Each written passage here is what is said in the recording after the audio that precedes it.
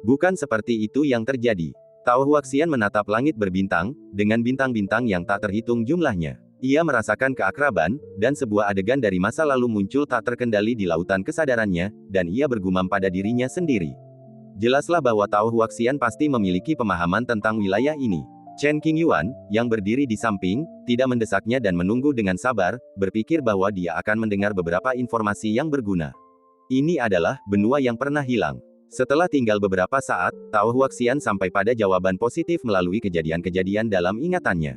Benua yang hilang, apa artinya? Chen Qingyuan mendengarnya dengan jelas dan langsung bertanya. 3 juta tahun yang lalu, sebuah alam semesta di Shenzhou terbelah secara spontan, menghilang ke dalam laut batas, dan keberadaannya tidak diketahui. Peri bunga persik mengingat peristiwa ini dengan jelas, ekspresinya dipenuhi keterkejutan dan nada takjub. Saya melihatnya dengan mata kepala sendiri, dan setelah itu, saya mencarinya selama bertahun-tahun, tetapi tidak berhasil. Sepertinya saya pernah membaca tentang periode sejarah ini di beberapa buku kuno. Dengan petunjuk itu, Chen Qingyuan segera mencari di antara tumpukan buku kuno dan dengan cepat menemukan jawabannya. Pada suatu masa di zaman kuno, sepotong alam semesta terbelah dan menyatu dengan lautan yang kacau. Terlebih lagi, bagian alam semesta itu kebetulan merupakan area di mana zona terlarang tulang abadi berada. Sampai hari ini, hanya 2 area terlarang di tulang abadi yang telah terungkap di Shenzhou.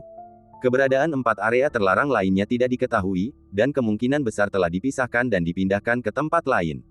Chen Qingyuan tak dapat menahan diri untuk mengingat pertemuannya sebelumnya dengan Si Tulin dan yang lainnya, di mana mereka membicarakan tentang area terlarang, yang memicu pikirannya. Jika memang ini tempatnya, apakah harta karun yang kutinggalkan di benua ini masih ada? Setelah terkejut, Tao Huaxian segera memiliki pikiran lain, merasa penuh harap dan gembira. Harta karun apa? Chen Qingyuan dengan tajam menangkap kata-kata kunci, matanya terfokus, menatap orang di sampingnya. Dulu, saat aku belum mencapai puncak, aku mendapatkan banyak hal hebat. Aku takut aura harta karunku akan terbongkar dan aku akan diburu, jadi aku harus bersembunyi di suatu tempat. Aku tak pernah membayangkan beberapa tahun kemudian, alam semesta akan terbelah, dan semua harta karunku pun lenyap bersamanya. Mengapa ingatan peri bunga persik begitu mendalam? Hanya dengan melirik langit berbintang di sini, ia langsung merasakan sedikit keakraban. Alasannya adalah karena dulu ada harta karun tersembunyi di suatu tempat di langit berbintang ini. Saat itu, peri bunga persik menghabiskan bertahun-tahun mencari petunjuk tentang hilangnya benua itu. Alasannya bukanlah untuk menjelajahi misteri alam semesta, melainkan untuk merindukan rumahnya. Apakah itu berharga? Chen Qingyuan bertanya dengan suara rendah. Omong kosong, itu aku. Tao Huaxian ingin pamer, tetapi tiba-tiba berhenti, menatap Chen Qingyuan dengan mata waspada, dan memperingatkan, jangan punya ide. Saya hanya penasaran, tidak ada yang lain. Setidaknya pada saat ini, Chen Qingyuan benar-benar tidak punya niat buruk. 3 juta tahun telah berlalu, dan sebagian besarnya telah terkikis oleh kekuatan waktu. Kembali ke dunia nyata, Tao Huaxian mendesah pelan. Ya, butuh waktu lama. Chen Qingyuan menggema. Mereka tiba di suatu tempat di luar Shenzhou dan terdiam. Tidak sulit untuk berspekulasi bahwa untuk membuka pintu masuk ke alam rahasia, seseorang harus menyentuh penghalang spasial dan dengan demikian turun ke dunia ini. Di masa lalu, tentu saja tidak akan semudah itu untuk meruntuhkan penghalang-penghalang ini. Kemungkinan besar, seiring Tiongkok menata ulang dirinya, wilayah-wilayah kosmik yang telah terpisah ini perlahan-lahan akan kembali. Karena itu, daya penahan penghalang ruang melemah, memberi kesempatan pada Chen Qingyuan dan Tao Huaxian untuk maju lebih dulu. Tempat ini tampak familiar sekaligus asing bagi warga Tao Huaxian. Lagi pula, jutaan tahun telah berlalu, dan banyak tempat telah mengalami perubahan yang mengguncang bumi, hanya menyisakan jejak masa lalu.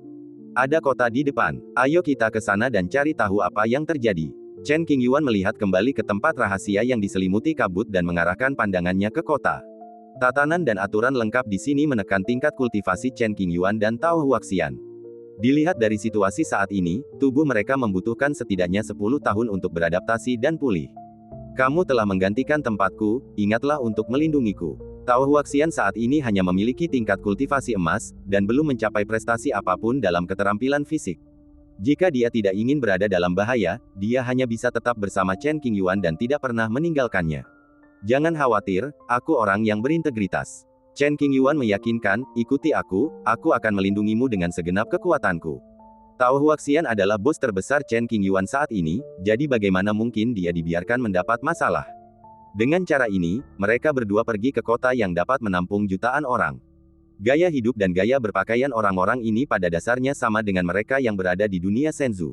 Benar, nenek moyang mereka semua adalah makhluk dari wilayah Senzu, yang secara tidak sengaja terpisah dan menjadi satu. Orang terkuat di kota itu haruslah seorang kultivator di alam kesengsaraan. Meskipun kultivasi Chen Qingyuan ditekan, banyak metodenya masih tersedia, jadi tidak sulit untuk mengetahuinya. Chang Yuzu, sebuah informasi yang sangat penting diingat dengan jelas oleh Chen Qingyuan. Nama daerah ini adalah Chang Yuzu. Ada galaksi yang tak terhitung jumlahnya dan sekte yang tak terhitung jumlahnya. Dalam 3 juta tahun terakhir, tidak ada seorang pun yang mencapai pencerahan yang lahir di sini. Identitas Chen Qingyuan sebagai orang luar tidak akan diketahui orang lain. Ia menghabiskan batu roh dan mendapatkan banyak informasi berharga. Takdir kesempatan tidak ada di dunia ini. Iklan oleh Pub Future. Peri Bunga Persik menyimpulkan. Keduanya duduk di paviliun elegan di Kilang Anggur, mengobrol tentang urusan Chang Yuzu. Mengapa aturan dan ketertiban di sini berbeda dengan di Senzu? Chen Qingyuan sedikit bingung, dulu Chang Yuzu adalah bagian dari Senzu. Secara logika, seharusnya aturannya sama dengan Senzu. Saya khawatir ini ada hubungannya dengan zona terlarang tulang abadi. Konon katanya di suatu sudut Chang Yuzu terdapat kawasan terlarang yang sangat kuno, penuh dengan niat membunuh, dan tidak ada seorang pun berani memasukinya. Tidak sulit untuk berspekulasi bahwa kawasan terlarang kuno yang menakutkan dunia ini pastilah kawasan terlarang tulang abadi. Alam rahasia tempat kami keluar dikenal dunia sebagai alam rahasia Pingsuan. Legenda mengatakan bahwa dahulu kala, sesosok makhluk sakti lahir di Chang Yuzu, mencapai puncak status kaisar semu dan tak tertandingi dalam segala kekuatannya. Menyebut dirinya Kaisar Semu Pingsuan, ia berkelana ke sudut terpencil dunia ini dan menetap di sana selama puluhan ribu tahun. Tak seorang pun tahu mengapa Kaisar Semu Pingsuan memilih tinggal di tempat terpencil seperti itu. Sesekali, desahan Kaisar Semu terdengar, bercampur dengan sedikit kesedihan. Kemudian, ketika Kaisar Semu Pingsuan naik tahta, buah daunnya menjadi alam rahasia. Selama bertahun-tahun, banyak orang telah mengunjungi alam rahasia tersebut, tetapi sayangnya, mereka terhalang oleh penghalang yang kuat, dan bahkan pintu masuknya pun tidak dapat ditemukan. Setelah sekian lama, tidak seorang pun menganggapnya serius. Kaisar Semu Pingsuan pasti telah menemukan penghalang spasial dan ingin membuka jalan menuju Senzu. Namun, mustahil baginya untuk melakukannya sendirian. Chang Yuzu tidak mempunyai kesempatan untuk mencapai pencerahan, dan meskipun Kaisar Semu Pingsuan memiliki kualifikasi untuk menjadi kaisar, ia tidak memiliki kemampuan untuk melakukannya. Sangat disayangkan bahwa orang hebat seperti itu lahir di tempat yang salah. Duduk di sana dengan penyesalan yang tak berujung, Chen Qingyuan tidak bisa menahan diri untuk tidak mendesah. Setelah beberapa hari, keduanya memiliki pemahaman dasar tentang Chang Yuzu dan memutuskan untuk mengunjungi daerah makmur tersebut. Untungnya, Chen Qingyuan membeli sejumlah besar anggur berkualitas dan buah-buahan langka sebelum datang ke sini, jadi dia bisa menghabiskan waktu selama perjalanan. Agar tidak menarik perhatian orang lain, mereka bersikap rendah hati dan mengendarai kereta perang biasa, melaju perlahan melintasi lautan bintang. Harta karun terbang ini sangat rusak, tidakkah kau tahu mengapa tidak membeli yang lebih baik? Peri Bunga Persik duduk di kereta perang. Tak hanya tempatnya sempit, banyak bagiannya juga rusak. Ia tak kuasa menahan diri untuk mengeluh. Sederhana dan aman. Cincin sumi milik Chen Qingyuan berisi banyak harta karun kelas atas, tetapi jika terlalu mencolok, bisa jadi akan menimbulkan masalah. Chen Qingyuan telah membeli kereta ini dari kantongnya sendiri. Meskipun ada kemampuan untuk memecahkan masalah, lebih baik memiliki sedikit daripada banyak. Mengapa membuang-buang suasana hati dan waktu Anda? Bintang Dongchen adalah daerah paling makmur di dekat sini. Ayo kita pergi dan melihat-lihat. Jika keduanya ingin mempelajari lebih lanjut tentang Chang Yuzu, mereka harus pergi ke tempat yang banyak pembudidayanya. Di satu sisi, Anda dapat menjelajahi jejak sejarah tempat ini, dan di sisi lain, Anda dapat mencari sumber daya. Setelah beberapa waktu, penghalang spasial akan terhapus oleh hukum Senzu. Pada saat itu, Chang Yuzu akan sepenuhnya terekspos, dan ada kemungkinan besar perang akan pecah karena persaingan sumber daya. Chen Qingyuan dan Tao Huaxian datang lebih awal. Jika beruntung, mereka bisa mendapatkan hal-hal baik terlebih dahulu, yang akan bermanfaat bagi perkembangan mereka sendiri. Tingkat kesulitan kereta perang terlalu rendah, dan kecepatannya melintasi kehampaan sangat lambat. Butuh waktu sebulan untuk mencapai tujuan. Jika kita mengandalkan kereta ini, dibutuhkan waktu setidaknya 10.000 tahun untuk mengelilingi Chang Yuzu. Compang camping. Peri Bunga Persik mengutuk lagi. Jika menurutmu terlalu buruk, mengapa tidak membelinya sendiri? Sudah cukup baik bahwa Chen Qingyuan bersedia membayar dari kantongnya sendiri, tetapi dia masih meminta begitu banyak. Cek, Tao Huaxian menatapnya dengan jijik, turun dari kereta perang, menginjakkan kaki di tanah bintang Dongchen, dan meregangkan badan dengan malas. Berpegang pada prinsip tidak menyia-nyiakan, Chen Qingyuan menyimpan kereta perang yang rusak itu. Bintang ini besarnya 10 kaki, ditutupi dengan pohon-pohon, bunga-bunga, dan tanaman suci, serta gunung-gunung yang menjulang tinggi ke awan, kota-kota kuno yang megah dan indah, dan sekte-sekte kultivasi abadi yang terletak di lautan awan dan pegunungan. Sangat hidup. Setelah memasuki kota, saya mendengar kebisingan datang dari segala arah. Di sisi kiri jalan yang lebar itu berdiri sebuah bangunan elegan bernama Songzu. Jendela-jendela bangunan itu terbuka, dan Anda dapat melihat beberapa perempuan muda berpakaian rapi menari dengan anggun. Semua orang yang lewat berhenti untuk melihatnya, mata mereka penuh nafsu. Namun karena keterbatasan dana, mereka tidak memenuhi syarat untuk masuk, jadi mereka hanya bisa berdiri di luar dan melirik sebentar. Apa, senior, kamu mau minum anggur? Chen Qingyuan sedang berjalan ketika dia tiba-tiba menyadari bahwa Tao Huaxian, yang awalnya berjalan berdampingan dengannya, berhenti di tempatnya, melihat ke arah paviliun pinus dan bambu di samping, dan mulai menggodanya. Aku sudah hidup bertahun-tahun, dan aku sudah melihat berbagai macam wanita.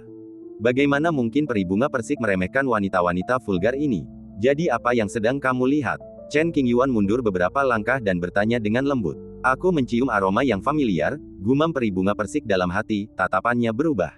Ayo masuk dan lihat. Setelah ragu-ragu sejenak, Tao Huaxian memutuskan untuk mencari tahu sumber bau yang familiar itu. Sebelum Chen Qingyuan dapat menjawab, Tao Huaxian telah mencapai pintu paviliun Songzu.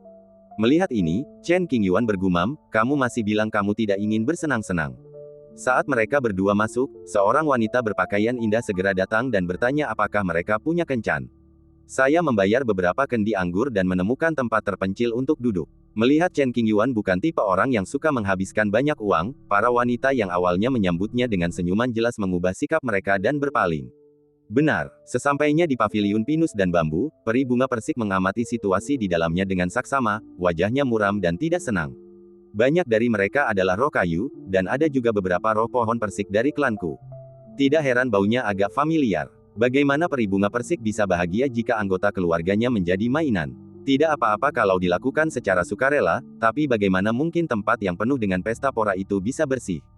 Jadi, apa rencanamu? Chen Qingyuan melihat sedikit kemarahan di wajah Tao Huaxian. Karena kita sudah di sini, kita harus membuat keributan, kalau tidak, perjalanan ini tidak akan ada gunanya. Alam semesta itu luas, dan ada terlalu banyak hal seperti itu yang tak bisa diatasi siapapun. Namun, jika peri bunga persik bertemu dengannya, ia pasti tidak akan tinggal diam. Tao Huaxian mungkin tidak peduli dengan apa yang dilakukan orang lain, tetapi ketika anggota keluarganya diancam, dia tidak dapat berbuat apa-apa. Aku rasa kau tidak punya alasan ini. Chen Qingyuan mengenal peri bunga persik dengan baik, jadi mungkin ada alasan lain. Kita sekarang berada di perahu yang sama, sungguh. Kota Kaiyu adalah wilayah kekuasaan Sekte Longsu. Kita akan menggunakan paviliun Songzu di kota ini sebagai alasan untuk memprovokasi konflik dengan Sekte Longsu.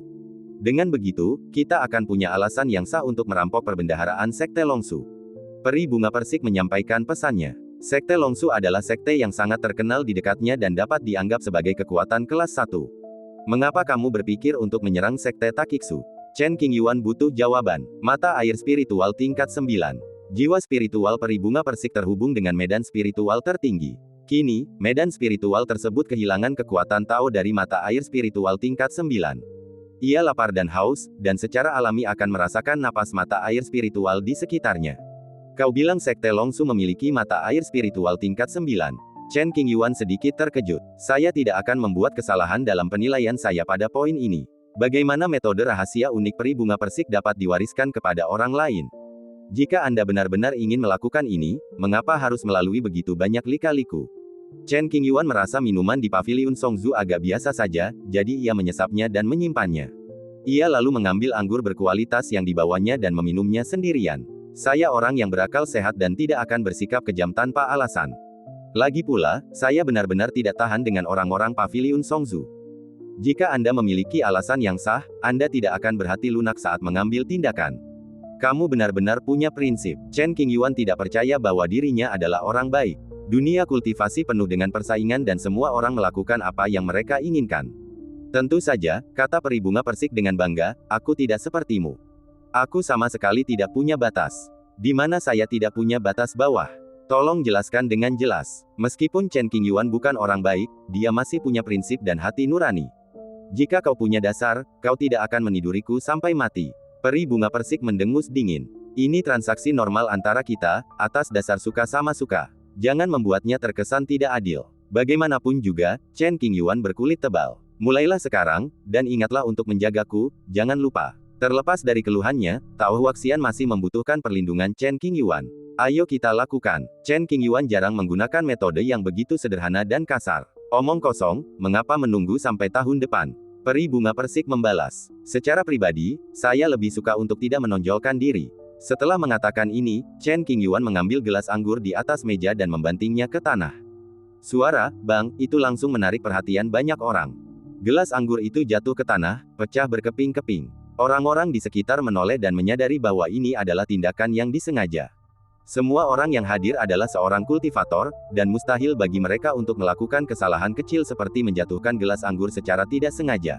Apa masalahmu? Seorang gadis muda berpakaian hijau muda, yang bertugas melayani para tamu di meja-meja tersebut, berjalan cepat, membungkuk sopan, dan bertanya dengan suara lembut. Anggur ini biasa saja. Chen Qingyuan, tanpa kesulitan seorang pelayan, menunjukkan nama itu dan berkata, Nona, silakan minta kepala paviliun Songzu untuk datang. Saya ingin membicarakan hal ini secara langsung. Baiklah. Gadis bergaun hijau itu terdiam sejenak, lalu menatap Chen Qingyuan dengan sedikit rasa iba. Berani membuat masalah di paviliun Songzu, akhir sudah ditentukan. Beberapa hal di luar kemampuan seorang pelayan untuk menyelesaikannya, jadi dia bisa melaporkan semuanya. Para tamu dan wanita muda yang duduk di aula semuanya memandang sudut ini dengan ekspresi jenaka. Di awal tahun, selalu ada beberapa orang buta. Paviliun Songzu adalah sumber pendapatan utama Sekte Longsu. Konon, ada orang-orang berkuasa di sana. Meskipun keduanya memiliki temperamen yang baik, tingkat kultivasi dan aura mereka yang mengesankan tidaklah tinggi. Mereka seharusnya anak muda yang baru memulai karir. Semua orang berbicara secara terbuka dan tanpa keraguan. Yang satu adalah leluhur berdada hitam dari 3 juta tahun yang lalu, dan yang satunya lagi adalah dewa perang kuno yang membanjiri jenazah kaisar dengan tubuh fananya. Di mata orang-orang ini, ia adalah seorang pemuda yang tidak takut mati demi seekor anak sapi yang baru lahir. Dadada, tak lama kemudian, seorang wanita parubaya yang cantik datang. Ia mengenakan gaun brokat ketat yang memperlihatkan lekuk tubuhnya dengan sempurna, dan setiap kerutan dahi serta senyumnya penuh pesona. Di belakangnya ada beberapa penjaga, yang memiliki aura terhormat dan tegas. Saya Lin Ping, manajer ketiga paviliun Songzu. Wanita parubaya yang cantik itu berhenti di depan Chen Qingyuan. Ia tersenyum, tetapi di dalam hatinya ia merenungkan banyak pertanyaan, siapa nama kalian? Keduanya tidak menyembunyikan aura kultivasi mereka, memperlihatkan alam jiwa baru lahir dan alam inti emas mereka. Meski begitu, Lin Ping tidak mengambil tindakan. Cari tahu latar belakang pihak lain dan kemudian buat tindakan balasan yang sesuai. Chen Qingyuan. Ia menyebutkan nama aslinya tanpa menyembunyikannya. Lagi pula, tak seorang pun di Changyuzu mengenalnya, saya tidak punya sekte atau aliran, saya hanya seorang kultivator biasa. Penggarap terpisah. Lin Ping, orang ketiga yang bertanggung jawab atas paviliun Songzu, ahli dalam menangani hal-hal sepele seperti itu. Ia mencari-cari nama Chen Qingyuan di benaknya, tetapi tidak menemukan apapun. Lin Ping akan mencatat semua tokoh penting. Lagi pula, bagi orang-orang di bidangnya, yang terpenting adalah bisa membaca ekspresi orang lain dan tahu mana yang tidak boleh disinggung.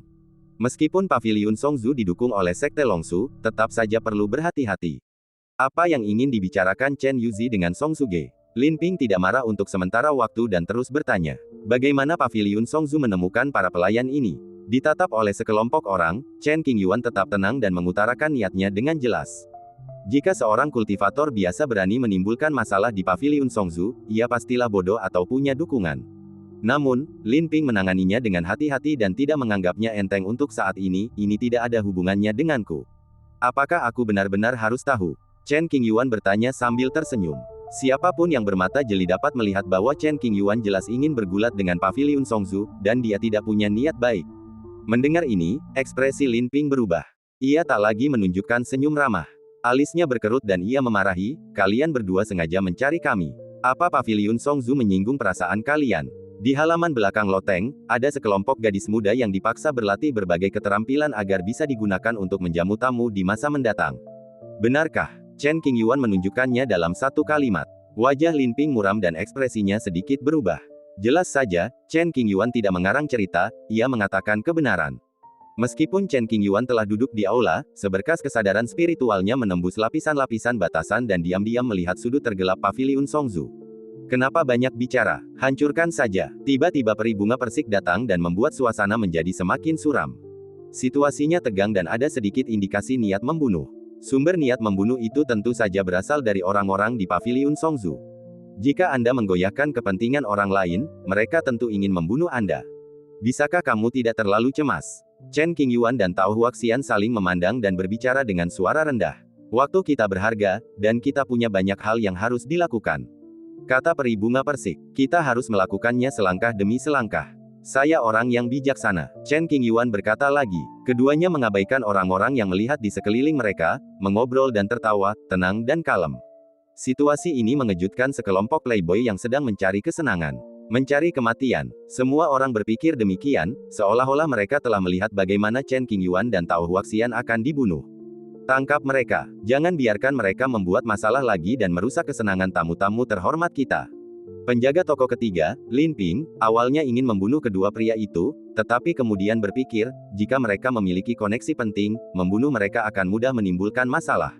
Lebih baik menangkap mereka terlebih dahulu dan mencari tahu situasinya terlebih dahulu. Jika mereka memang punya latar belakang yang kuat, karena tidak ada yang terbunuh, masih ada ruang untuk pemulihan. Jika tidak ada siapapun di belakang mereka, dan mereka hanyalah orang-orang bodoh dengan gangguan mental, belum terlambat untuk membunuh mereka nanti. Ya, total ada 15 penjaga, semuanya berada di tahap penyeberangan kesengsaraan. Bahkan tempat terpencil pun bisa menjadi tempat tinggal pendiri sekte tersebut. Namun, Paviliun Songzu hanyalah penjaga. Suara mendesing. Salah seorang pengawal melangkah maju dan mengacungkan telapak tangannya ke udara, bermaksud untuk menindak tegas kedua lelaki itu. Para penonton menyaksikan adegan ini dengan penuh minat, seolah-olah mereka telah melihat kedua pembuat onar itu ditindas dan diseret. Mereka semua bersemangat dan mengangkat gelas anggur mereka, siap meneguk semuanya sekaligus.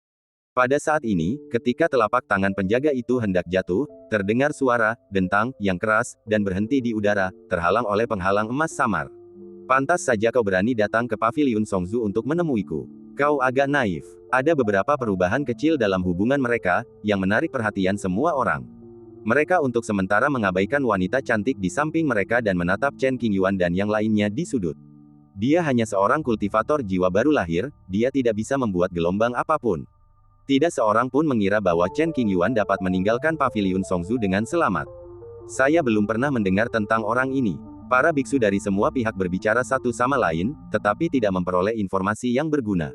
Dia pasti anak muda dari lembah pegunungan terpencil. Dia begitu tak berpengalaman sehingga tidak tahu seberapa dalam air di Paviliun Songzu. Dia ingin menghukum para penjahat dan menyelamatkan orang-orang dari bahaya. Dia tidak tahu bahwa tindakan ini akan membahayakan dirinya, dan kemungkinan besar nyawanya akan terancam. Setelah menyelidiki semua pihak, tidak ditemukan informasi tentang Chen Qingyuan. Semua orang percaya bahwa orang ini tidak memiliki latar belakang dan tidak berguna. Kalau saja dia seorang pemuda dengan latar belakang tertentu, mustahil tidak ada seorang pun yang tahu tentang dia. Setelah beberapa puluh detik, penghalang spasial itu pun sepenuhnya dilonggarkan. Dengan kontak penuh antara Chang Yuzu dan Senzu, para talenta di sini benar-benar menyadari betapa sensasional dan mengejutkannya nama Chen Qingyuan. Saat itu, para pendeta yang mengalami apa yang terjadi hari ini akan tiba-tiba terkejut di suatu saat di masa mendatang. Serangan telapak tangan penjaga itu gagal, dan 5 penjaga lainnya di tahap penyeberangan kesengsaraan datang dengan tatapan mata yang tajam dan momentum yang melonjak. Sudut itu dikepung, lalu para pengawal langsung menyerang, tidak ingin memberi kesempatan kepada si pembuat onar untuk melawan. Ledakan. 8 penjaga itu melesat keluar dengan sekuat tenaga, tanpa ragu, dan menggunakan berbagai kekuatan magis rahasia untuk menyegel ruang tersebut. Sebanyak 8 telapak tangan raksasa pun jatuh. Menghadapi situasi ini, Chen Qingyuan bahkan tidak mengangkat kelopak matanya. Dengan lambaian tangannya, ia menangkis kekuatan telapak tangan yang jatuh di kepalanya. Langkah, langkah, langkah. Kekuatan dahsyat itu membuat para penjaga mundur beberapa langkah, wajah mereka dipenuhi kengerian dan ketidakpercayaan. Bagaimana mungkin seorang kultivator jiwa baru lahir memiliki kekuatan seperti itu? Budidaya fisik. Lin Ping mampu duduk dengan kokoh di posisi manajer ketiga Paviliun Songzu, jadi dia secara alami memiliki visi yang luar biasa dan langsung menebak metode Chen Qingyuan. Lagi pula, dia adalah seorang praktisi fisik yang luar biasa. Tak heran dia begitu berani dan berani membuat masalah di sini. Alam jiwa baru lahir yang ditampilkan di permukaan bukanlah kekuatan tempurnya yang sebenarnya. Anak ini sebenarnya seorang kultivator fisik, dan cukup cakap. Para penonton terkejut, dan pandangan mereka berubah saat melihat Chen Qingyuan. Aku tidak menyangka anak ini punya bakat. Betul, kalau dia tidak punya bakat, bagaimana mungkin dia berani bersikap begitu arogan? Meskipun Chen Qingyuan menunjukkan kemampuan bertarung yang luar biasa, tidak seorang pun mengira bahwa status Paviliun Songzu akan terguncang. Orang-orang yang muncul sebelumnya langsung terdesak. Yang kali ini lebih menarik. Jumlah wanita cantik di Paviliun Songzu begitu banyak sehingga kabar tersebar ke seluruh bintang. Jika seseorang ingin mempertahankan mereka dalam waktu lama, mereka akan menggunakan berbagai cara pemaksaan, yang akan menimbulkan musuh dan seringkali menimbulkan masalah. Manajer Paviliun Songzu tidak bodoh. Dia tidak pernah memprovokasi musuh yang kuat, tetapi hanya menindas yang lemah. Bahkan jika seseorang membencinya, dia sama sekali tidak takut. Kakak Lin, apakah kamu ingin aku membantumu memecahkan masalah kecil ini? Pada saat ini, suara sembrono datang dari sebuah ruangan pribadi di suatu tempat di loteng. Semua orang mendongak dan mengikuti arah suara itu. Mereka melihat seorang bangsawan berjubah brokat mendorong pintu kamar pribadi tinggi-tinggi dan perlahan menuruni tangga. Di belakangnya ada beberapa pelayan cantik dengan tubuh anggun, yang membuat orang-orang tak kuasa menahan diri untuk meliriknya lagi. Dia adalah putra suci dari Sekte Sangfu, Ye Linan. Seorang biksu mengenali pemuda mulia itu dan berseru. Kudengar Sekte Longsu akan mengadakan perayaan sebentar lagi, dan berbagai sekte telah mengirim orang untuk memberi selamat. Aku tidak terkejut Ye Shengzi ada di sini. Beberapa orang memikirkan tentang perayaan baru-baru ini. Kemunculan Ye Shengzi dan perayaan yang dikatakannya memang benar. Dalam hal ini, fakta bahwa leluhur Sekte Longsu telah melangkah lebih jauh tidaklah salah. Tiba-tiba, semua orang memperoleh banyak informasi berguna. Sekte Longsu dan Sekte Sangfu keduanya merupakan faksi kelas 1, dengan lebih dari 10 kultivator Mahayana dan sumber daya serta wilayah yang luas. Leluhur Sekte Longsu telah menembus hambatan, mendaki jembatan ilahi, dan mengundang sesama penganut Tao dari segala penjuru ke sebuah perayaan besar. Jika Tuan Ye bersedia membantu, itu akan sangat bagus. Lin Ping ragu sejenak dan kemudian menyerahkan masalah kecil ini kepada Cudian. Aku sedang menghadapi masalah untuk Paviliun Songzu. Saudari Lin akan meminta Nona Lingxuan untuk minum bersamaku nanti. Ye Linan mengajukan permintaan. Ya, merupakan kehormatan bagi Lingxuan untuk minum bersama Tuan Ye. Permintaan ini diterima, dan Lin Ping mengangguk setuju. Gadis Lingxuan yang dibicarakan kedua pria itu adalah kepala Paviliun Songzu. Ia jarang muncul di depan umum dan sangat misterius. Kalian berdua, mohon maafkanlah dengan tulus kepada Paviliun Songzu sekarang, dan kalian mungkin masih punya kesempatan untuk bertahan hidup. Sepanjang perjalanan, Ye Linan selalu menunjukkan sikap superior. Dari kejauhan, ia menatap Chen Qingyuan dan Tao Xixian, berbicara dengan nada memerintah dan tatapan penuh penghinaan. Sudah kubilang, mulai saja berkelahi. Tak ada gunanya berdebat dengan mereka. Tao Xixian mengabaikan semua orang di sekitarnya dan berbicara pelan kepada Chen Qingyuan sambil mengeluh. Baiklah, aku akan mendengarkanmu. Chen Qingyuan meminum anggur di tangannya, perlahan berdiri, dan bersiap untuk bersikap serius. Melihat keduanya berani mengabaikan peringatannya, Ye Linan mengerutkan kening, jelas-jelas tidak senang. Kali ini ia datang untuk, pertama, minum-minum dengan ketua Paviliun Songzu, dan kedua, menyelesaikan masalah kecil ini dan membantu Sekte Longsu. Tuan Feng, terima kasih atas bantuan Anda. Ye Linan memanggil dengan hormat ke sudut. Feng tua yang disebutkannya adalah pendampingnya, seorang pendeta Tao dengan basis kultivasi tahap tengah Mahayana, dan dia dapat dianggap sebagai pakar utama di bidang ini. Orang tua yang duduk di sudut aula segera berdiri, pertama-tama membungkuk pada Ye Linan, dan kemudian melangkah ke arah Chen Qingyuan dan yang lainnya. Penatua Feng dari Sekte Sangfu. Masalah ini perlahan menjadi masalah besar, dan para petinggi Paviliun Songzu datang satu demi satu. Mereka mengenali identitas lelaki tua itu dan cukup terkejut. Penatua Feng mengenakan jubah hitam gelap, dengan rambut putih dan wajah muda, tampak seperti seorang abadi.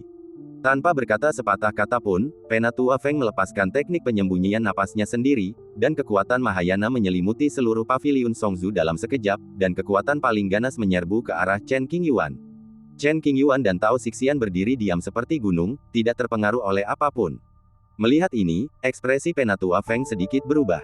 Ia tidak menyangka kedua orang ini mampu menahan kekuatan penuhnya. Setelah ragu-ragu sejenak, Penatua Feng mengemukakan. Ledakan. Semua orang yang menyaksikan kejadian ini menahan napas, ketakutan. Jari itu menembus langit dan mendarat di dada Chen Qingyuan dengan kecepatan yang tidak dapat ditangkap oleh mata telanjang. Chen Qingyuan dapat menghindarinya, jadi tidak perlu. Apakah kamu menggelitikiku? Apa yang tampak seperti pukulan berat bagi orang lain, bagaikan gigitan nyamuk bagi Chen Qingyuan. Apa? Dalam situasi ini, Penatua Feng benar-benar bingung. Mustahil. Ye Linan, Lin Ping dan semua yang hadir tercengang, tertegun dan tidak dapat mempercayai apa yang mereka lihat. Ledakan. Sebelum tetua Feng bisa pulih dari keterkejutannya, Chen Qingyuan telah mengambil tindakan. Dia mengangkat tangannya dan menekan udara. Dengan suara gedebuk, tetua Feng jatuh berlutut, tidak mampu melawan sama sekali. Sebuah lubang besar terbentuk di lantai, menyebabkan debu dan pasir berterbangan kemana-mana. Penatua Feng kehilangan sikap seorang guru Tao yang hebat. Ia muntah darah, seluruh tubuhnya gemetar, dan wajahnya dipenuhi ketakutan. Dari mana datangnya Master Binaraga yang begitu mengerikan? Tak terhitung banyaknya orang yang ketakutan. Tak ada lagi ekspresi riang di wajah mereka seperti sebelumnya, yang ada hanyalah ketakutan yang mendalam. Hei, kemarilah. Chen Qingyuan melirik Yelinan dan mengaitkan jari telunjuknya. Tubuh Yelinan tak terkendali, melayang sendiri. Semua kemampuan Tao-nya terpenjara, bahkan kartu truf penyelamat nyawanya pun tak berguna.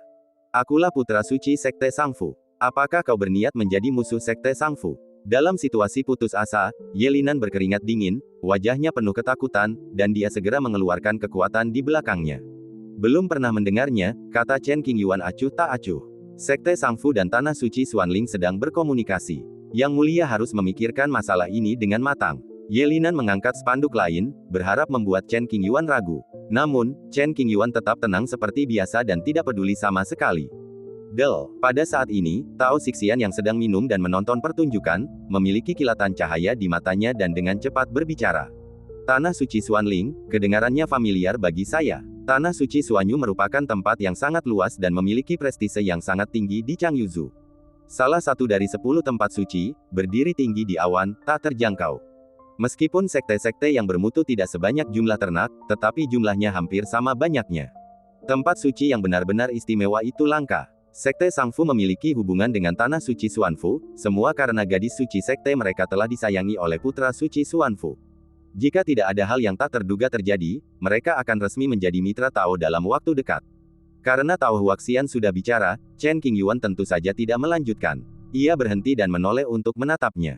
Jika kamu tahu apa yang terbaik untukmu, tundukkan kepalamu dan segera minta maaf. Yelinan mendarat di tengah aula, mengira Chen Qingyuan dan yang lainnya takut. Di depan semua orang, ia menggertakkan gigi dan meneriakkan kalimat ini.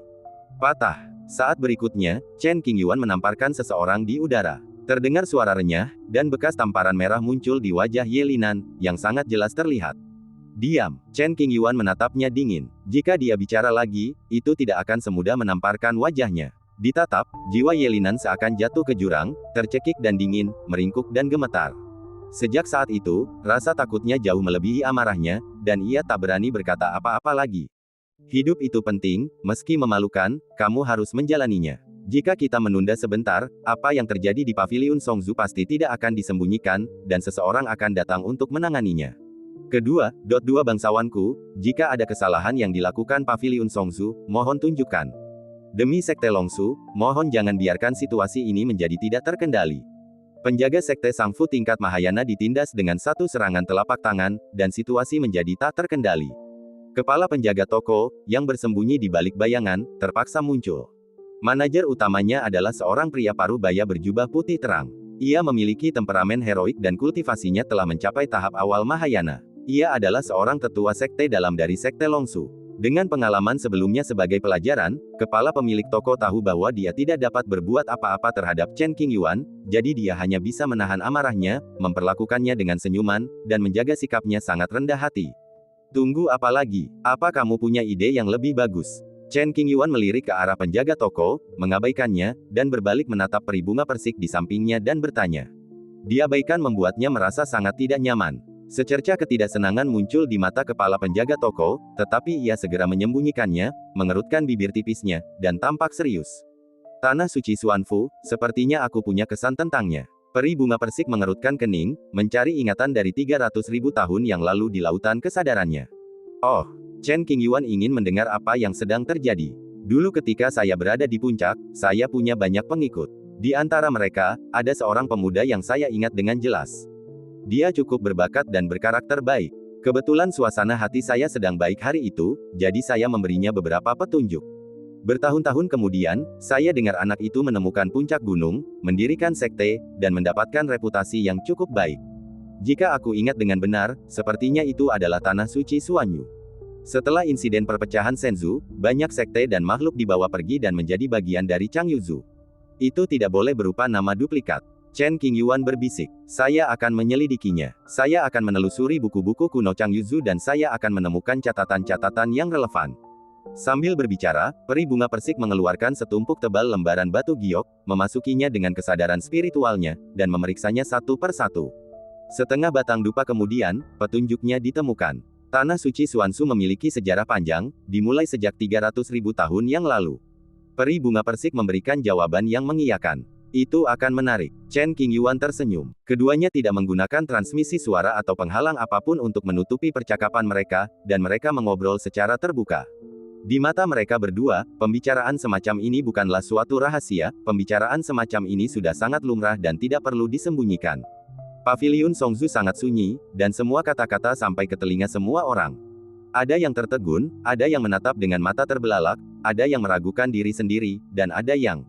Kepala penjaga toko dan yang lainnya terkejut, pikiran mereka kosong. Percakapan tingkat apa yang kita dengar? Pemuda itu bilang dia pernah mengajar pendiri Tanah Suci Xuanling.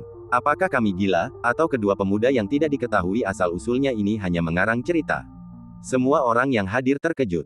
Percakapan ini tampak seperti dongeng, tetapi membuat orang merasa takut tanpa alasan. Ledakan, keributan di Paviliun Songzu begitu keras hingga sampai ke telinga para petinggi Sekte Longsu, yang kemudian mengirim para ahli untuk menyelidiki. Tekanan dahsyat turun dari langit, berhembus melewati pintu loteng. Melangkah, terdengar suara langkah kaki yang keras dari luar pintu. Ada 5 orang dalam kelompok itu, semuanya mengenakan pakaian yang sama, yang mewah dan tampak luar biasa. 5 tetua sekte dalam Sekte Longsu menerima panggilan bantuan dari kepala manajer Paviliun Songzu dan segera bergegas datang.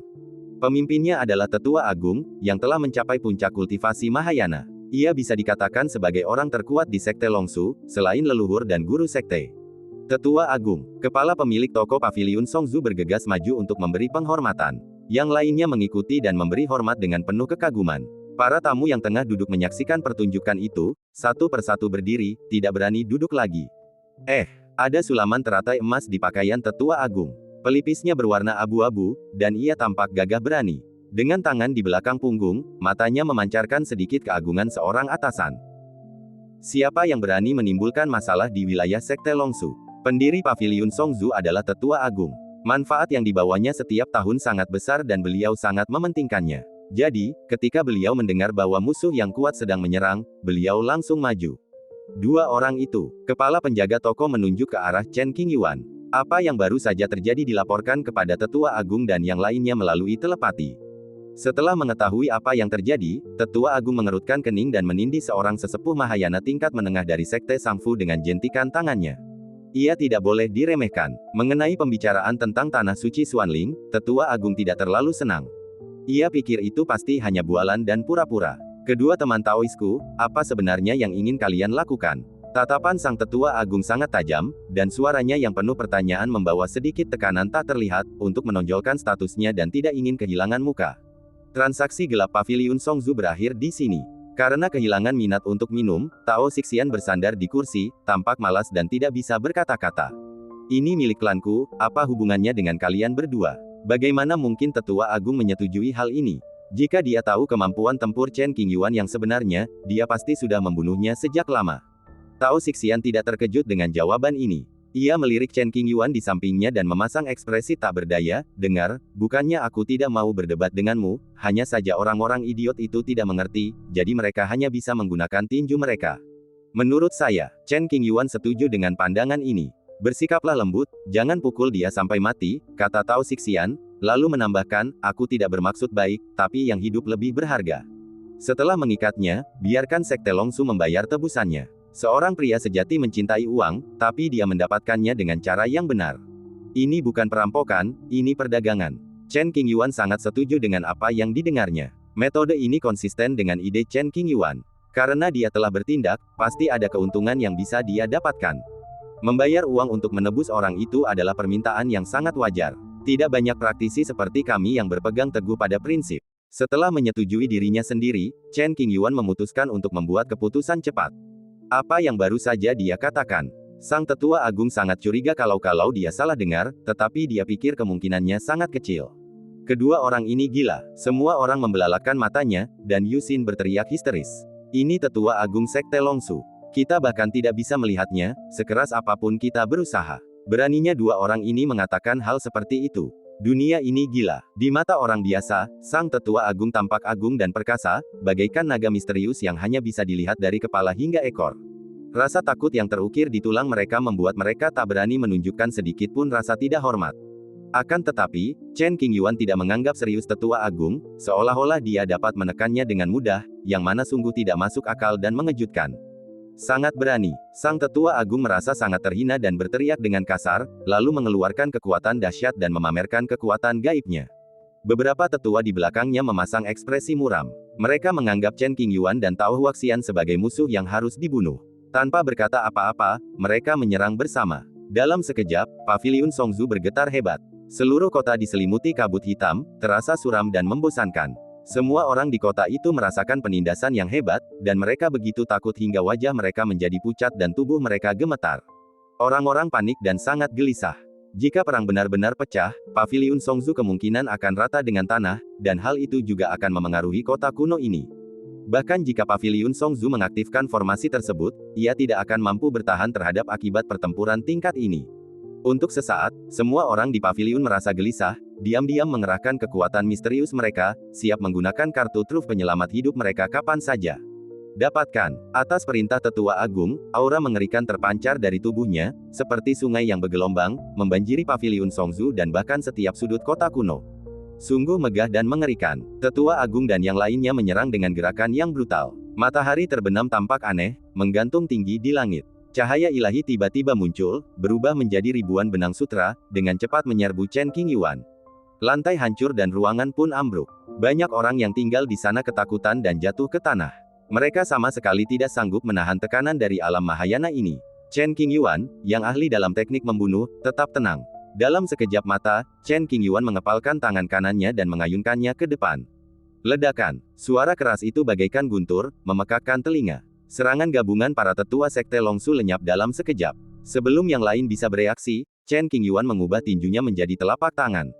Dengan telapak tangan menghadap ke bawah, tekan ke bawah dengan kuat.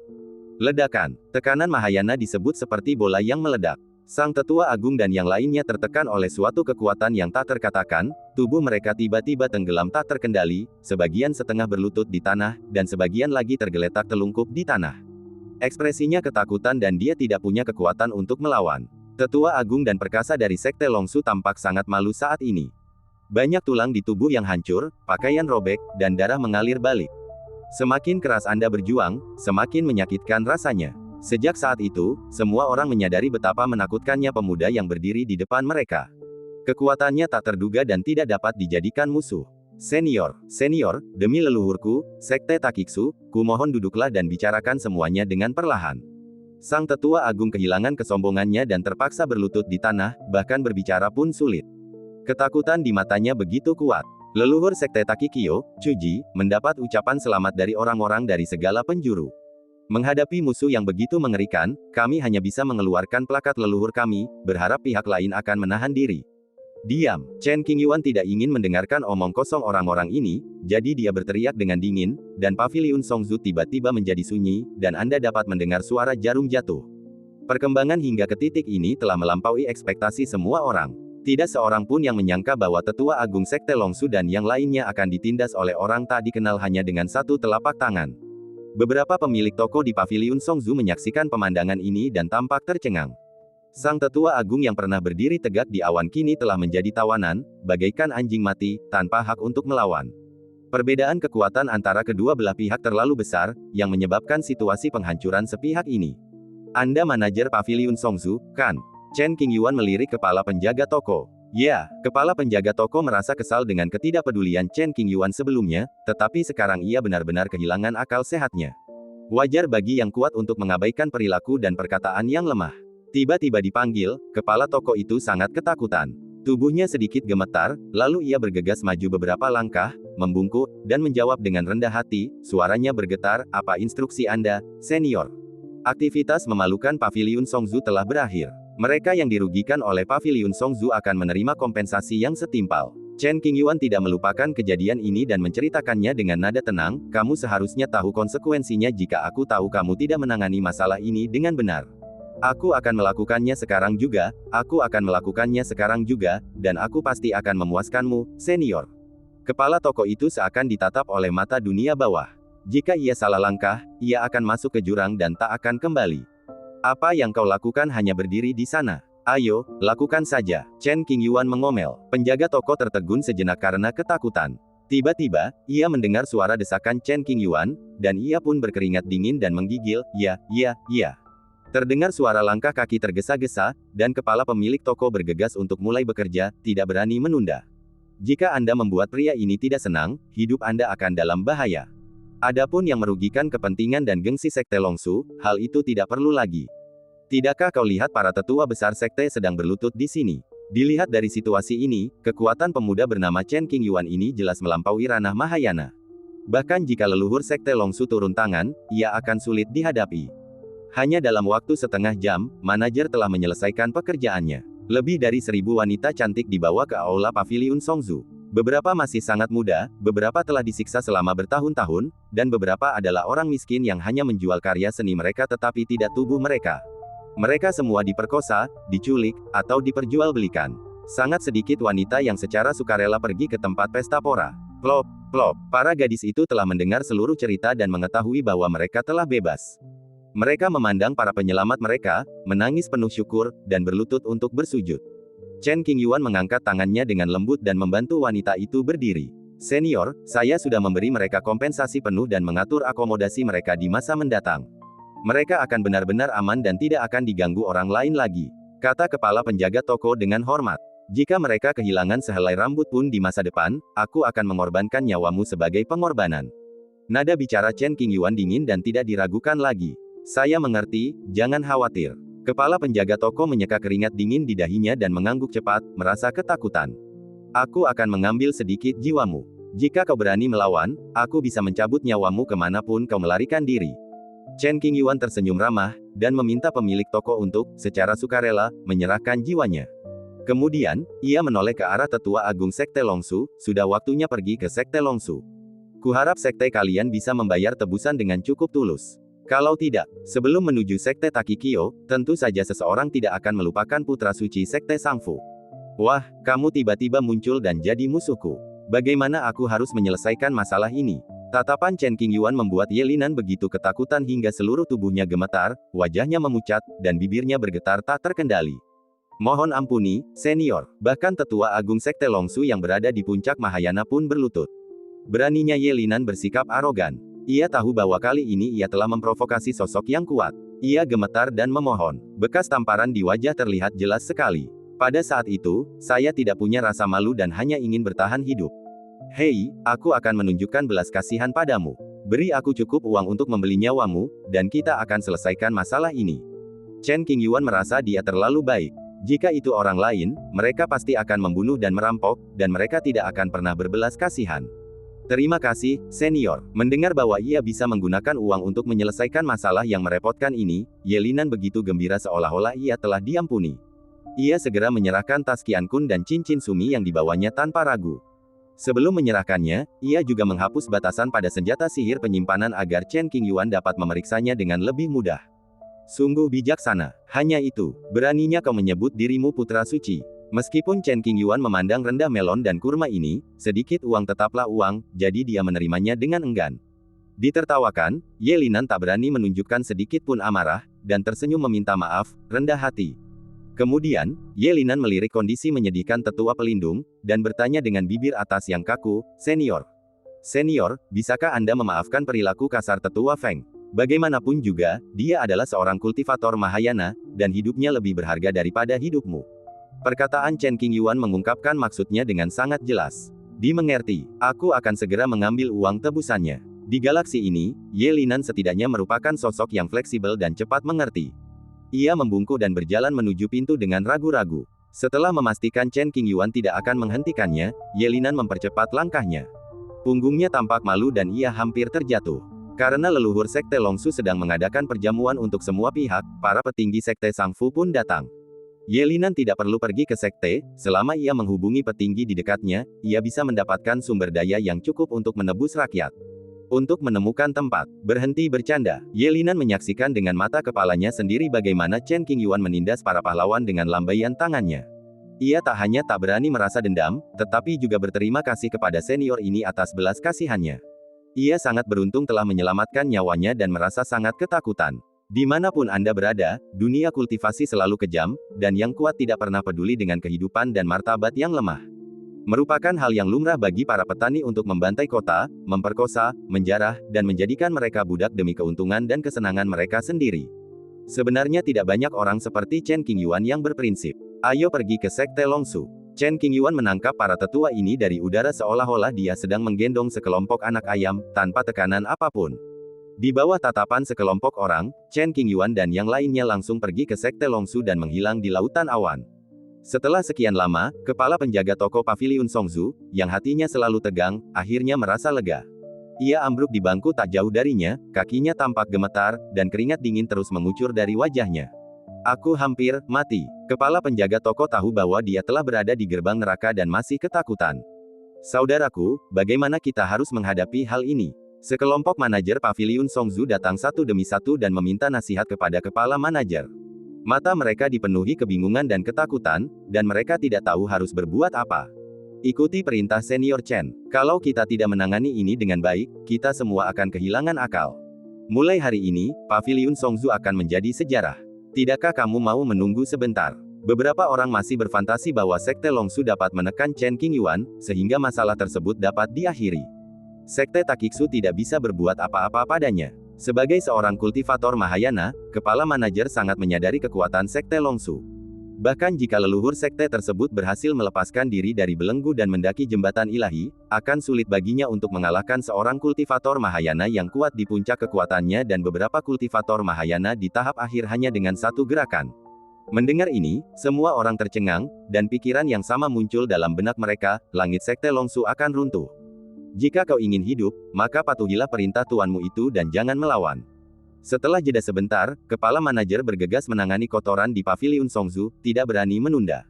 Para biksu yang datang ke Paviliun Songzu untuk bersenang-senang kini kehilangan minat. Mata mereka masih dipenuhi keterkejutan dan mereka tak bisa tenang. Bintang Dongchen, Sekte Longsu. Bulan depan akan menjadi perayaan sekte, saatnya untuk menunjukkan prestise. Seluruh sekte itu riuh dengan aktivitas, dan kebanggaan di wajah mereka hampir tidak dapat ditekan. Kemajuan pesat kultivasi leluhur berarti status Sekte Longsu akan meningkat secara signifikan. Sebagai anggota sekte, saya bangga akan hal itu. Kenapa Tetua Agung belum membalas? Apa ada yang salah? Seorang pejabat tinggi ingin bertanya kepada Sang Tetua Agung, tetapi setelah sekian lama berkomunikasi tanpa mendapat jawaban, ia pun menjadi gelisah. Saya akan pergi ke Paviliun Songzu untuk menyelesaikan masalah kecil, jadi saya tidak perlu khawatir. Orang-orang lainnya di aula tidak terlalu memperhatikan dan terus menyibukkan diri dengan persiapan perayaan. Ledakan. Pada saat itu, terdengar suara guntur yang sangat keras, mengagetkan banyak orang. Bagaimana Anda menjawab? Keributan itu begitu besar sehingga para eksekutif senior tak bisa lagi berdiam diri. Mereka meletakkan pekerjaan mereka dan muncul satu demi satu. Begitu dia keluar, dia melihat sebuah lubang besar di peron aula depan. Ada 5 orang di dalam lubang itu, termasuk Tetua Agung dan beberapa orang lainnya. Chen Qingyuan melemparkannya dengan santai, menciptakan lubang yang mengguncang bumi. Sang Tetua Agung dan yang lainnya yang ditahan meringis kesakitan, tulang mereka patah, luka mereka bertambah serius, dan darah mengalir keluar menetes-netes.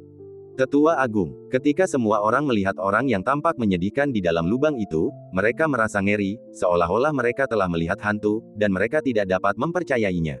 Saat perayaan semakin dekat, utusan dari berbagai sekte datang untuk memberikan ucapan selamat. Di aula tamu yang elegan, utusan dari segala arah keluar untuk bertanya, ingin tahu apa yang sedang terjadi.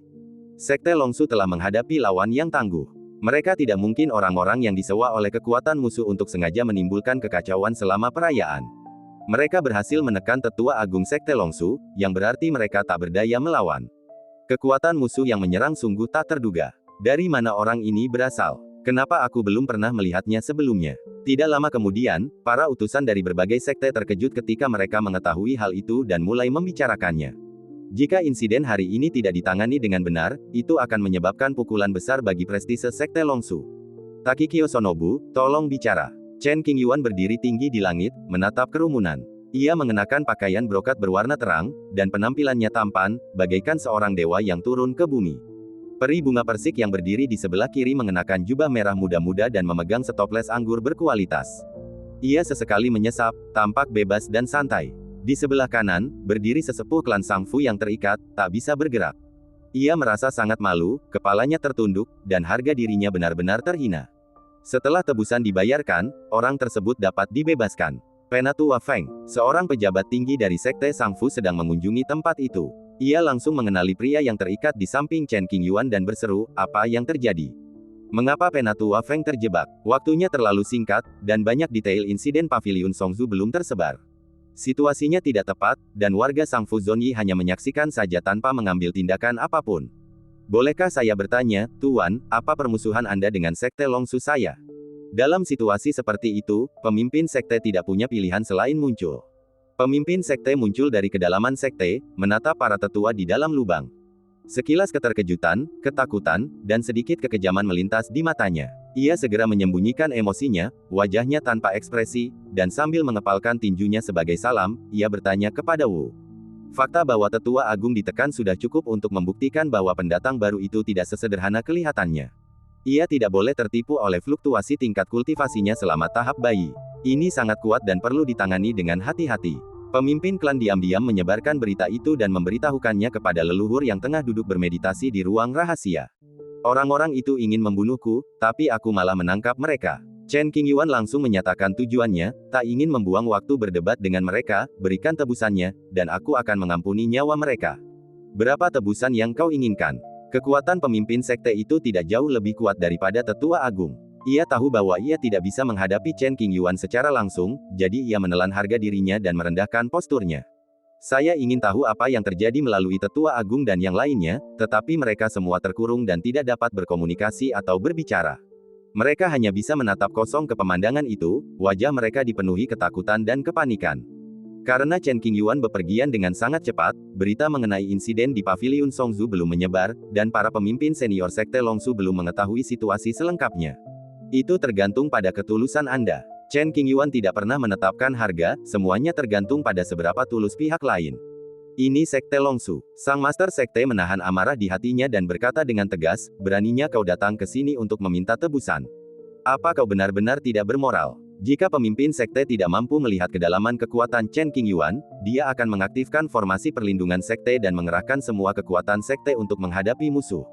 "Apakah menurutmu aku akan menganggap serius sekte Takikyo?" Iklan oleh Pub Future. Iklan Pub Future. Chen Qingyuan tidak peduli. "Kamu." Kata-kata ini tidak diragukan lagi merupakan tamparan di wajah Long Suzong, membuat pemimpin sekte itu marah dan ingin meledak. Nada yang sangat besar. Pada saat ini, suara dingin datang dari kedalaman sekte, disertai dengan tekanan kuat yang menyelimuti gunung dan sungai. Langit gelap dan bumi suram, seolah-olah jaring hitam raksasa telah jatuh, menyelimuti sekte Longsu dan bahkan daerah sekitarnya. Rasanya sangat menindas dan menyesakkan. Leluhur, seorang lelaki tua berpakaian abu-abu, tinggi kurus, berkulit gelap, dan sepasang mata berbinar yang memancarkan keagungan seorang atasan. Semua orang menatap lelaki tua itu, wajah mereka dipenuhi kegembiraan, dan bersorak kagum. Dia memiliki aura mata air spiritual tingkat 9 yang masih melekat padanya. Tao Xixian melirik lelaki tua itu dan menyimpulkan hal ini, lalu menyampaikan pesan, "Orang tua ini berhasil menembus jembatan ilahi, jadi dia pasti telah memurnikan suatu mata air spiritual." Mendengar ini, Chen Qingyuan tidak menanggapi. "Waktuku berharga, dan aku tak mau menyia-nyiakan waktuku untukmu. Jadi, maukah kau membayar tebusannya?" Chen Qingyuan berkata kepada lelaki tua berpakaian preman itu. "Dari mana asalmu, temanku? Ada apa? Ayo duduk dan ngobrol, bagaimana?" Melalui takdir tetua agung dan yang lainnya, Patriark Longsu jelas tahu bahwa kekuatan Chen Qingyuan mungkin tidak kalah, bahkan mungkin lebih kuat darinya. Namun, ia sangat tenang, tidak takut sama sekali, dan tampaknya memiliki sesuatu untuk diandalkan. "Oh." Chen Qingyuan mendesah pelan. Kenapa dia harus menggunakan tinjunya setiap saat? Melelahkan sekali. Tanpa memberi kesempatan pada Patriark Longsu untuk bereaksi, Chen Qingyuan menamparnya. Pukulan telapak tangan ke udara bagaikan bintang jatuh dari langit, memancarkan ribuan sinar cahaya, bagai benang sutra yang mengalir, menyelimuti separuh langit. "Berani sekali kau." Menghadapi serangan mendadak Chen Qingyuan, Patriark Longsu berteriak, tetapi dia tidak menyangka pihak lain akan menyerangnya tanpa mengucapkan sepatah kata pun, jadi dia dengan cepat menggunakan seluruh kekuatannya untuk membela diri. Ribuan cahaya keemasan menyembur keluar dari tubuh leluhur Takiksu dan berubah menjadi 1000 penghalang. Pada saat yang sama, dia mencengkeram pedang tajam dan mengayunkannya ke arah Chen Qingyuan. Jutaan sinar pedang jatuh seperti hujan musim gugur, menutupi langit dan bumi. Ledakan, dentuman, dentuman. Pohon palem raksasa itu jatuh dan menghancurkan segalanya. Tidak peduli seberapa terang cahaya pedangmu, itu akan hancur dalam sekejap. Selain itu, sihir pertahanan yang dipadatkan oleh Patriark Takiksu dihancurkan olehmu seperti tahu, dan sama sekali tidak dapat dihentikan. Tidak mau, pohon palem raksasa itu terayun ke bawah, menghancurkan apapun yang menghalangi jalannya. Dalam sekejap, Penatua Longsu menyadari betapa mengerikannya pria di hadapannya. Dengan kekuatannya sendiri, ia tak layak bertarung. Ia menjerit keras, menunjukkan ketakutannya akan kematian dan kepanikan yang luar biasa. Kultivasinya hanya pada tahap Nas Chen Sol, tetapi keterampilan fisiknya telah mencapai alam yang tak terduga. Patriark Longsu tidak dapat mengerti mengapa orang seperti Chen Qingyuan datang ke sini. Ledakan. Dalam sekejap, Patriark Takiksu jatuh dari tempat tinggi dan mendarat di tanah dengan suara bang, menciptakan lubang besar. Terbaring di tanah, meronta sambil menggertakkan gigi. Tidak peduli seberapa keras Patriark Takiksu menggunakan kekuatannya yang besar, dia tidak dapat melepaskan diri dari belenggu itu. Menguasai. Melihat hal itu, pemimpin sekte itu berteriak, seluruh tubuhnya diliputi rasa takut. Leluhur. Semua orang di sekte itu berteriak keras, tercengang dan ketakutan luar biasa. Ats by Pub Future. Satu telapak tangan untuk menekannya, ya ampun. Apakah ini benar? Para pengunjung dari segala penjuru tercengang dan tak kuasa menahan diri untuk menatap sosok Chen Qingyuan, seolah-olah mereka melihat dewa abadi yang telah jatuh ke dunia fana. Mereka sangat ketakutan dan gemetar. Baru pada saat inilah semua orang mengerti mengapa Chen Qingyuan berani datang dan meminta tebusan. Dengan kekuatan sebesar itu, akan mudah untuk menghancurkan sekte Takiksu, apalagi meminta tebusan. Aku tidak akan membunuhmu, tapi kau harus membayar harga atas perilaku bodohmu. Chen Qingyuan melesat ke lubang yang dalam, hanya 10 kaki jauhnya dari Patriark Longsu, menyegel ruang tersebut, dan berbicara dengan suara rendah sehingga tidak ada seorang pun di luar yang dapat mendengar. Kamu bilang, lelaki tua itu masih terbaring di tanah. Ia menghadapi kenyataan dan menekan rasa takut di hatinya, lalu berkata dengan suara gemetar. Mata air spiritual kelas 9. Chen Qingyuan menunduk dan menatap lelaki tua yang merangkak di tanah, dan mengungkapkan niatnya secara langsung. Jadi kamu datang ke sini untuk mata air spiritual. Orang tua itu tiba-tiba mengerti alasannya. Apakah Anda dapat menyelamatkan hidup Anda tergantung pada pilihan Anda. Mereka semua orang pintar, tidak perlu bertele-tele. Seandainya beberapa saat yang lalu, aku pasti sudah mempersembahkan mata air spiritual itu dengan kedua tanganku. Sekarang, aku khawatir itu akan sulit. Ketika lelaki tua itu mengatakan ini, ia merasa entah kenapa merasa rileks, bahkan dengan sedikit rasa bangga. Sedikit mata air spiritual tingkat 9 di tanganku ini telah menjadi persembahan bagi tanah suci Xuanling. Dalam beberapa hari, utusan tanah suci akan tiba, dan persembahan itu pasti sudah penuh. Tak heran jika Patriark Takiksu memberi kesan bahwa ia tidak takut pada musuh yang kuat. Ternyata ia mengandalkan mata air spiritual tingkat ke-9 untuk menggilat tanah suci Xuanling dan menjadi kekuatan bawahan. Beberapa tahun yang lalu, Patriark Longsu secara tidak sengaja memperoleh mata air spiritual tingkat 9. Ia mengasingkan diri secara diam-diam, menerobos kemacetan, dan memanjat jembatan ilahi. Kemudian, ia menyadari bahwa aura mata air spiritual telah bocor, dan ia tidak dapat menahannya dengan kekuatannya sendiri. Ia bersusah payah membangun hubungan dengan tanah suci Xuanling dan bersiap untuk mempersembahkan semua mata air spiritual tingkat 9 yang tersisa. Akhir perayaan ini menandai momen ketika Sekte Longsu secara resmi menjadi anak perusahaan Tanah Suci Xuanling. Meskipun sejumlah besar sumber daya harus ditawarkan sesekali, dengan dukungan Tanah Suci, keamanan terjamin. Status galaksi ini akan sangat meningkat, dan peluang untuk mencari sumber daya secara alami akan meningkat. Orang tua itu mengira bahwa dengan memindahkan gunung tinggi Tanah Suci Xuanling, Chen Qingyuan akan takut dan mundur. Tanpa diduga, Chen Qingyuan tetap tenang dan berkata dengan nada dingin, kamu bisa melaporkan seluruh masalah ini ke Tanah Suci Xuanling. Apakah kamu tidak takut? Mendengar kata-kata Chen Qingyuan, jelas terlihat bahwa ia tidak akan menyerah, yang membuat lelaki tua itu terkejut. Ia mengangkat kepalanya dari tanah dan menatap Chen Qingyuan yang berdiri di sampingnya, mencoba menangkap jejak ketakutan di wajahnya. Namun, ekspresi Chen Qingyuan acuh tak acuh. Belum lagi rasa takut, bahkan sedikit pun emosi tidak terlihat. Mengapa kamu harus takut? Tanyanya dengan suara rendah. Itulah Tanah Suci Xuanling, kekuatan mengerikan yang telah diwariskan selama puluhan ribu tahun. Orang tua itu berpikir bahwa Chen Qingyuan tidak begitu jelas tentang aspek ini dan berkata dengan keras. Oh, jawab Chen Qingyuan acuh tak acuh. Tidak mengerti. Suasana hatiku sangat rumit. Lelaki tua itu terbaring di tanah, berusaha mengangkat kepalanya, menatap Chen Qingyuan dengan tatapan kosong. Ia tampak agak lucu, tanpa martabat seorang leluhur sekte. Meskipun kau berkuasa, martabat tanah suci tak tergoyahkan. Jika kau mengambil upeti dengan paksa hari ini, kemungkinan besar kau akan ditindas oleh tanah suci besok. Meskipun dia ditekan oleh satu tangan, lelaki tua itu masih percaya bahwa kekuatan tanah suci Xuanling tidak dapat digoyahkan oleh Chen Qingyuan sendirian. Itu sama sekali tidak mengganggumu, kata Chen Qingyuan dingin, jangan buang waktumu. Maukah kau memberikannya padaku atau tidak? Apakah kau benar-benar ingin menamparkan wajah tanah suci Xuanling? Hingga kini, lelaki tua itu masih enggan menyerah dan bersusah payah berkata-kata untuk menekan mereka. 10 tempat suci Changyu kaya akan warisan, rumah bagi banyak tokoh berpengaruh, dan tampak agung sekaligus menyendiri. Status para penguasa tempat-tempat suci ini mengakar kuat di hati rakyat dan sulit digoyahkan. Kemudian, Patriark Longsu memberanikan diri untuk berbicara lagi dan lagi, berharap melihat kepanikan dan ketakutan Chen Qingyuan. Sayangnya, kenyataan benar-benar berbeda dari fantasinya. Banyak sekali omong kosong. Chen Qingyuan tampak acuh tak acuh. Pada saat ini, peri bunga persik muncul entah dari mana, memegang kotak merah di tangannya, dengan ekspresi gembira di wajahnya, aku menemukannya, aku tidak akan bertanya lagi. Dengan intimidasi Chen Qingyuan, Tao Huaxian mengikuti aroma mata air spiritual dan menemukan harta karun dalam waktu singkat tanpa menemui rintangan apapun. Mudah bagi Tao Huaxian untuk menghilangkan batasan-batasan di sepanjang jalan. Meskipun kultivasinya ditekan secara paksa hingga tahap inti emas, banyak metodenya masih tersedia. Kalau kau bahkan tak mampu menembus penghalang yang dibangun sekte biasa, lebih baik kau mati saja di pojok. Tak perlu bertarung di dunia dan kehilangan muka. Kau bisa. Lelaki tua itu memandangi kotak harta karun di tangan Tao Huaxian. Kotak itu tidak hanya berisi mata air spiritual tingkat 9, tetapi juga banyak sumber daya langka, yang semuanya merupakan persembahan untuk tanah suci Xuanling. Saya jelas-jelas meletakkan upeti itu di tempat yang sangat aman, jadi mengapa orang ini menemukannya?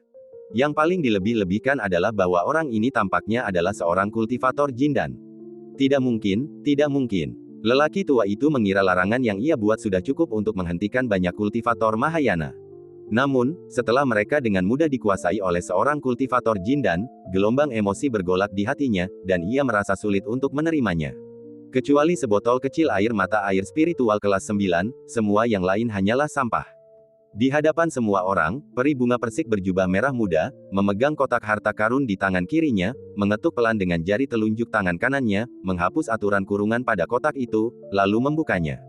Jangan lupa, Sai Fan. Chen Qingyuan takut Tao Huaxian akan mengambil semuanya untuk dirinya sendiri, jadi dia segera mengingatkannya. Saya memiliki rasa kontrak yang kuat dan tidak akan menipu Anda. Meskipun peri bunga persik hanya mendapat sedikit dari mata air spiritual kelas 9 yang selalu diimpikannya, dia tetap memperoleh sesuatu dan berada dalam suasana hati yang baik. Saya tak kuasa menahan diri untuk tidak memikirkan tempat rahasia asal saya. Seluruh danau itu telah berubah dari mata air spiritual, yang membuat saya sangat gembira. Begitu dia telah menyesuaikan diri dengan tatanan dan aturan Changyu serta kultivasinya telah pulih ke tingkat tertentu, dia akan mampu menembus penghalang dalam alam rahasia dan mengumpulkan semua mata air spiritual 9 tingkat. Anggap saja ini tebusan untuk kalian semua. Sekarang semuanya sudah di tangan, Chen Qingyuan berkata kepada para leluhur sekte Longsu dan lainnya. Setelah menarik kekuatan magisnya, tekanan pada Patriark Takiksu dan yang lainnya langsung mereda. Mereka akhirnya bisa bernapas dalam-dalam dan merasakan kenyamanan ki dan darah mereka mengalir lancar. Para leluhur dan yang lainnya ingin sekali memberikan penghormatan, namun mereka tidak berani bergerak sedikit pun, bahkan tidak dapat mengucapkan sepatah kata pun. Setelah upeti itu diambil, hubungan antara sekte Longsu dan tanah suci Xuanling terputus total. Mengenai fakta bahwa tanah suci Xuanling berurusan dengan Chen Qingyuan dan kemudian merampas barang-barang itu tidak ada hubungannya dengan sekte Longsu. Sungguh konyol bahwa mereka bahkan tidak bisa melindungi upeti dan masih ingin menjadi pengikut tanah suci. Namun, demi menjaga muka, tanah suci pasti akan meminta pertanggungjawaban Chen Qingyuan. Karena Chen Qingyuan jelas tahu bahwa benda ini milik tanah suci, tetapi ia masih berani mengambilnya. Jelas ia tidak menganggap serius tanah suci. Jika ia tidak mengurusnya, di mana harga dirinya? Senior, ini tebusan untuk sekte Sangfuku. Mohon ampuni aku. Tepat saat dia hendak pergi, seorang biksu Mahayana dengan temperamen luar biasa muncul dari sudut dan dengan hormat memberinya tas Qiankun berkualitas tinggi. Putra suci sekte Sangfu menghubungi pejabat tinggi di dekatnya dan menjelaskan seluruh cerita. Setelah menyaksikan sendiri kekuatan mengerikan Chen Qingyuan, Sekte Sang Fu tidak berani merasa tidak puas. Mereka segera mengumpulkan semua sumber daya yang mereka miliki, berharap dapat menebus Tetua Feng dan mengakhiri masalah ini. Cukup, Chen Qingyuan mengulurkan tangan dan mengambil tas Qian Kun. Ia membukanya dan melihat isinya hanya beberapa ratus ribu batu roh kelas atas. Sekecil apapun nyamuk, ia tetaplah daging. Ambil dan lepaskan. Penatua Feng, yang telah dibebaskan, tertutup debu dan merasa sangat malu. Sebelum pergi, ia membungkuk sopan kepada Chen Qingyuan untuk mengungkapkan rasa hormat dan terima kasihnya. Jika itu adalah orang kuat lainnya, Tetua Feng kemungkinan besar sudah menjadi mayat.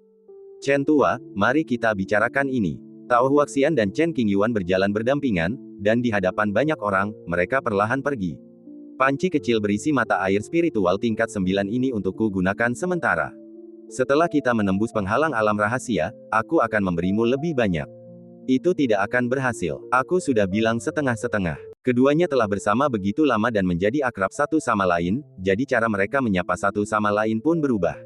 Chen Qingyuan bekerja keras, dan Tao Huaxian menikmati hasilnya. Ini tidak masuk akal. Anda tidak boleh menyetujuinya, kalau tidak, Anda akan merasa sangat tidak nyaman. Tao Huaxian tidak dalam kondisi kesehatan yang baik dan sangat bersemangat untuk mengikuti mata air spiritual tingkat 9. Keduanya menemukan tempat sepi dan membahas alokasi sumber daya. Air mata air spiritual jumlahnya terbatas. Kalau kau ambil setengahnya saja, itu tidak akan cukup untuk saat ini. Bagaimana kalau kau berikan saja padaku dulu? Jauh di dalam pegunungan dan hutan tua, duduk di bawah pohon besar, peri bunga persik masih bertahan. Saya sudah berusaha keras, tapi hasilnya nihil. Sayang sekali. Chen Qingyuan berpura-pura serius dan menolak menyerah. Kecuali mata air spiritual, semuanya milikmu. Dan aku akan mengembalikannya kepadamu nanti. Begitu aku mendapatkan mata air spiritual di alam rahasia, membayarnya kembali 10 kali lipat tidak akan menjadi masalah. Itu juga tidak bagus, Chen Qingyuan merenung, kecuali kau memberiku ramuan berharga. Kamu bertindak terlalu jauh. Mengetahui bahwa Chen Qingyuan akan meminta harga selangit, Tao Huaxian sangat kesal. Belum terlambat untuk membayarku kalau kamu punya lebih banyak uang, kata Chen Qingyuan serius. Saudara-saudara, selesaikan urusan dengan jelas. Ingat untuk menulis surat utang kepadaku agar kamu tidak gagal bayar. Baiklah, seperti katamu, aku tak bisa berbuat apa-apa. Aku sangat membutuhkannya sekarang. Peri bunga persik dengan enggan menulis surat utang, membubuhkan tanda khusus, dan menggertakkan giginya. Lao Tao, pergilah dan murnikan mata air spiritual. Aku akan melindungimu. Simpan surat utang itu dengan hati-hati agar bisa digunakan nanti. Chen Qingyuan merasa puas dan tersenyum cerah. Aku tidak punya uang untuk mempekerjakanmu sebagai pelindungku. Peri bunga persik takut ditipu dan berkata dengan kejam. Kenapa kau bicara begitu? Kita kan teman baik, bagaimana mungkin kau punya pikiran seperti itu? Aku menawarkan diri untuk melindungimu. Mendengar ini, Chen Qingyuan berpura-pura tidak senang, tetapi dia benar-benar kecewa. Petik 2. Tiba-tiba, peri bunga persik menatap ke langit dan terdiam. Ketidaktahumaluan orang ini beberapa kali lebih besar daripada ketidaktahumaluanku. Tidak, bukan hanya beberapa kali, tapi puluhan kali, bahkan ratusan kali. Di saat yang satu dia memintaku menulis surat utang, dan di saat yang lain dia mengatakan sesuatu yang bertentangan dengan keinginannya dengan nada yang tulus, dan tidak ada yang salah dengan tindakan dan sikapnya. Kemampuan aktingnya luar biasa, tidak ada bandingannya, dasar bajingan. Sebelum pergi menyendiri, Tao Huaxian tiba-tiba berbalik dan menatap Chen Qingyuan yang tengah duduk di sampingnya sambil minum anggur nikmat, lalu mengumpat tanpa menyembunyikan apapun. Tanpa menunggu tanggapan Chen Qingyuan, Tao Huaxian melangkah ke penghalang yang didirikan, siap untuk memurnikan sumber air spiritual. Itu tidak sopan. Chen Qingyuan menoleh ke belakang dan bergumam pelan. Saat ini, Shenzhou, sebuah bintang yang baru saja melahirkan kehidupan, intinya beriak dengan puluhan ribu rune yang rumit dan misterius, muncul dan menghilang, tampak nyata dan palsu. Seorang pria berbaju hijau berdiri di sana. Tak ada jejak kultivasi di tubuhnya, tetapi ia penuh pesona spiritual dan memiliki temperamen yang luar biasa, bak sosok abadi dalam lukisan. Orang ini adalah Nangongge yang telah menghilang selama beberapa hari. Semua orang mengira dia telah meninggal dan pergi, setitik debu di sungai panjang sejarah. Tidak banyak yang tahu bahwa ia telah tinggal di inti bintang, sepenuh hati memulihkan diri dari cederanya. Keesokan harinya, luka-luka Nangongge sembuh, dan aura yang terpancar dari tubuhnya berbeda dari sebelumnya.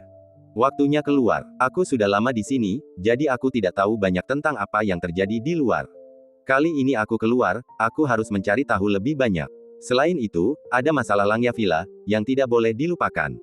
Nangongge dapat memperoleh kembali kehidupan barunya berkat perawat wanita berambut putih, jika tidak, pesta megah itu akan menjadi mahakarya suatu zaman dan akan terkubur di tanah lama. Langkah, langkah, langkah. Dia melangkah satu demi satu, melewati lapisan-lapisan kehampaan, dan segera mencapai permukaan bintang. Tidak ingin pamer dan menarik perhatian, Nangongge mengubah penampilannya dan melangkah maju. Saat itu, kecuali beberapa orang istimewa, tidak seorang pun dapat melihat identitas asli Nangongge. Banyak orang tua dari klan kuno abadi juga tidak memiliki kemampuan ini. Hanya dalam beberapa hari, kami mengetahui apa yang terjadi di berbagai wilayah di China.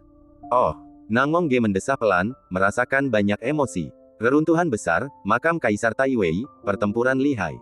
Saya tidak menyangka banyak hal menarik terjadi selama masa pemulihan cedera saya. Sayang sekali saya tidak bisa berpartisipasi. Saya tidak tahu di mana orang itu sekarang. Nangongge sebenarnya ingin bertemu Situlin dan berbicara tentang 9 jilid kitab perubahan dan rahasia tabu kuno. Beberapa waktu lalu, Situlin menyerahkan jilid paling penting dari kitab surgawi kepada Nangongge melalui Chen Qingyuan. Mendapatkan gulungan kunci kitab suci surgawi memungkinkan Nangongge melihat menembus banyak ilusi, setidaknya menyelamatkan dirinya dari beberapa dekade jalan memutar dan mendapatkan lebih banyak kemajuan di jalan yang ditempuhnya. Ayo kita pergi dan bantu Villa Langya keluar dari masalah dulu. Ekspresi wajah Nangongge tampak acuh tak acuh saat dia menyeberangi lautan bintang sendirian, tidak takut pada hantu dan monster. Bertahun-tahun yang lalu, klan abadi kuno hendak menyerbu dari tanah lama mereka, berniat untuk membagi sumber daya Tiongkok dan memulai dengan Villa Langya. Pada saat kritis, suatu kekuatan tak dikenal turun dan membawa Langya Villa ke alam rahasia kuno, di mana ruangnya diblokir dan tidak ada seorang pun yang bisa masuk atau keluar. Orang yang datang untuk melindunginya adalah orang yang menyukai warna hitam, Sora. Tindakan ini dilakukan untuk menunjukkan niat baik kepada Nangongge dan mendapatkan bantuan. Lebih dari 10 hari kemudian, Nangongge tiba di galaksi dengan energi spiritual yang kaya. Berdasarkan koordinat spesifik yang diketahui, wahana itu mendarat di sebuah bintang di barat daya galaksi. Merayu. Kemudian, Nangongge melambaikan lengan bajunya dengan ringan, dan awan-awan beriak, mengaduk-aduk hembusan angin dan gelombang, membentuk riak hukum khusus, membentang tanpa akhir dan menutupi ratusan ribu gunung dan sungai. Setelah beberapa saat, dia mengangkat tangan kirinya dan dengan lembut menunjuk ke suatu lokasi tertentu.